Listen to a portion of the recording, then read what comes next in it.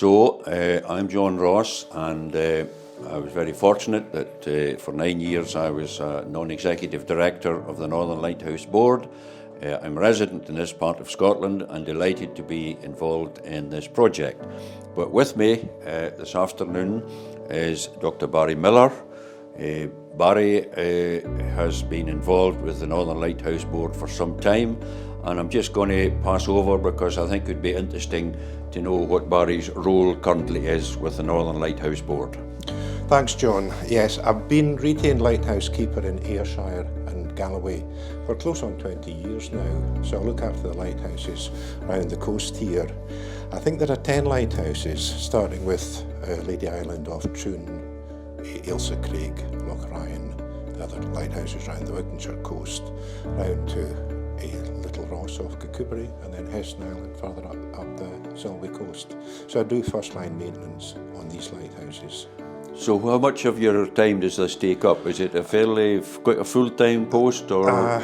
Well, I'm actually employed part-time. I'm employed 0.33, but I do an awful lot of overtime. There's quite a few months where I'm working every single day, and I'm on call 24/7 in fact. And I remember during my time as a commissioner of the Northern Lighthouse Board, you offered to take me out to Ailsa Craig. Right. And unfortunately, I don't think that happened, did it? Unfortunately, the powers that be said, no, that's not right. to happen. And I must admit, that's one trip I would have really enjoyed to go with you. Right. Well, that offer's still on, John. The offer's still on. But we're heading out, Barry, if you can describe where we're heading out now, just to have a look at this lighthouse. Right, okay. We're heading out to Lochrayan Lighthouse, which is a small lighthouse at Cairnryan in Lochrayan. It was built in 1847. At that stage there would have been a huge amount of coastal traffic, nothing, far more than exists today, with barks, schooners, brigs coming into Stranraer with all manner of goods. It predates the railway. The railway didn't arrive in Stranraer until the 1860s. Right, so what's its role today? Well, it's part of the navigational aids around the UK coast. The lighthouses are still of great importance. Well, them and also the buoys. Yeah. So Lochrayan is lit, I think, by 7 navigational buoys and the Lochrayan Lighthouse. So without them, it obviously makes navigating within the loch safe and relatively easy. Without them, I think, it just couldn't happen to the same degree. But you raise an interesting point. Most people consider that the Northern Lighthouse Board and other lighthouse authorities are purely interested in lighthouses, but actually as big a task for the Northern Lighthouse Board is maintaining beacons. Absolutely, throughout John. the whole of Scotland. Absolutely. And yes. Lochrayan is a good example of where there's the lighthouse, but also the beacons to ensure safe passage. Yes. Well, I think around the UK coast, there's, what would I say, around about 300 to 400 lighthouses, over 200 of which are in Scotland. And I think around the Scottish coast there's 4,500 navigational buoys. Yes. So the buoys do play an absolutely essential role. I think without the Miller Point buoy here at the end of the loch, everybody using Lochrayan would be in difficulty. Yeah. Anyway, that's a sort of preamble. Thank you for that, Barry. Okay. And I think that the weather's okay today, so let's make our way out to Cairnryan and have a look at the lighthouse. That would be great. Okay, let's go. Thank you. Thank you.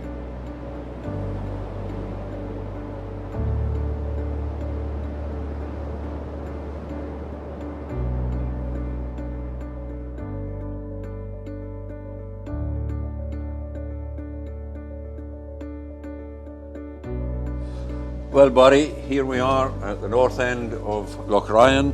This must be one of the smaller lighthouses around.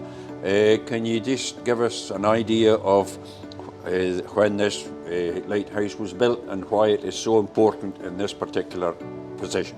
I can try and do that, John. Yes, it is. It's what we would call a Category 3 lighthouse. So the light doesn't have to go very far because it's well within Lochrayan. So its range is actually only 8 miles. It was built in 1847. Right. Then it would have had 3 keepers. In fact, there were keepers' accommodation just outside here. It was automated, I think, in 1964, but it obviously marks a very important navigational point in Loch Ryan and can be seen from the whole of Loch Ryan to allow bearings to be taken.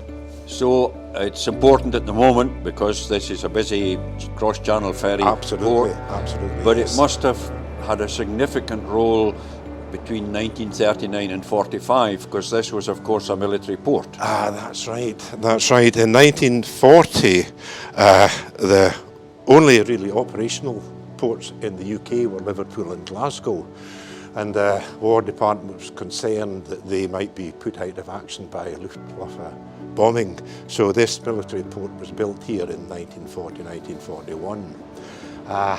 2 deep water wharfs were built, and it served an extremely important function during the war. The so-called Liberty ships, which were mass-produced in the States, arrived here by the dozen, fetching munitions, supplies, and very large numbers of troops for onward transport to the European so-called theatre.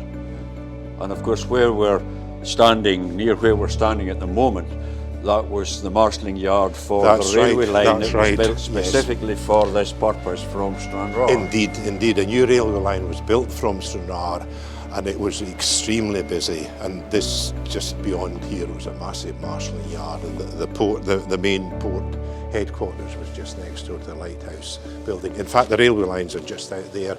And believe it or not, we relatively recently put in new cabling to the lighthouse, and we dug down about 6 feet and we came across railway line after railway line after railway line. Yeah. So those railway lines are still there, about 6 feet below the present surface. Going back to this lighthouse, it is looking very spick and span. It's obviously had some refurbishment. What has that entailed?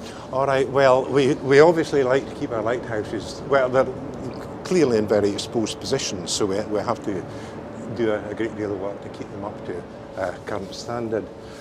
This one's been quite difficult in actual fact. You'll see the steps have been built up here. The tide sometimes comes round the back and flooded this area, so we had to build up here. But inside we had to replace, I think, 16 of the 56 steps, which had kind of been powdered away over the years. Right. We managed to get a stone. We couldn't get the exact stone. The exact stone came from a quarry near Falkirk, but that quarry no longer operates. But we got exactly the same type of stone from a nearby quarry, and we've replaced the lower 16 steps. But the outside's obviously been repainted with a reflective paint. I suppose part of your role as a retained lighthouse keeper is that you will have to notify the authorities if there are issues with regards to the fabric and also the operation of the lights. Yes, well, that is really the function. So that is your function. Yes, a major part of my function. Let's put it that way. A major part of your job. Yes.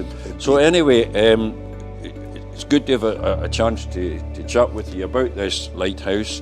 You've got a tremendous knowledge of what's happened here over the years, and of course, as we can see, this is a very busy channel crossing port, and no doubt you would be notified immediately if anything happened and that light wasn't working. It always works. But yes, that would be the answer. Okay, so thank you very much. That's really good to have this conversation with you. And I know that you must be very proud that you had a part to play in making sure that this lighthouse continues to be operational. Minor part, yes. Part of a team.